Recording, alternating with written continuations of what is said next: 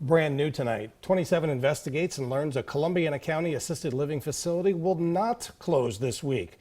We started looking into this when some people were calling our newsroom concerned about the courtyard at Lexington, which is in Salem. Now, we talked to several people close to that situation.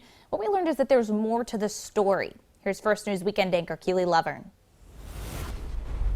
On Friday, September 18th, the Ohio Department of Health sent a cease and desist letter to the courtyard at Lexington. The letter cited a more than 30-page report claiming the assisted living facility has no license and several other deficiencies. The courtyard at Lexington was ordered to stop operations by this Thursday, October 1st, but that is no longer the case.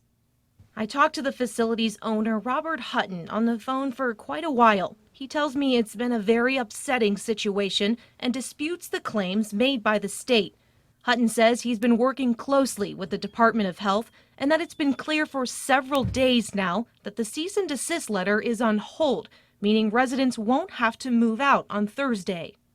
Ohio State Representative Tim Ginter is also closely involved. He spoke to me on the phone and confirmed that the courtyard at Lexington does have an extension from the state.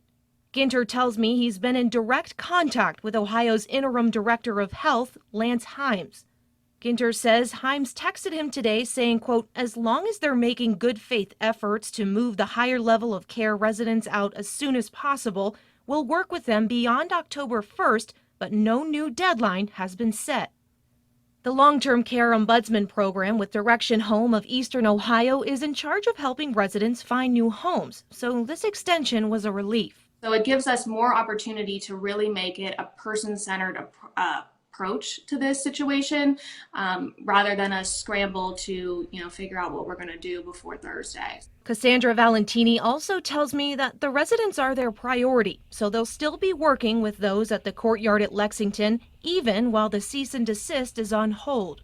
This is their life. We want to make sure that, regardless of where they end up or where they live, that they're able to make the choices themselves. In Salem, Keely Lovern, WKBN 27 First News. First News will continue to follow this story as it develops. You can read that complete cease and desist letter and the detailed investigation from the state on our website, WKBN.com, or you can check out your mobile app.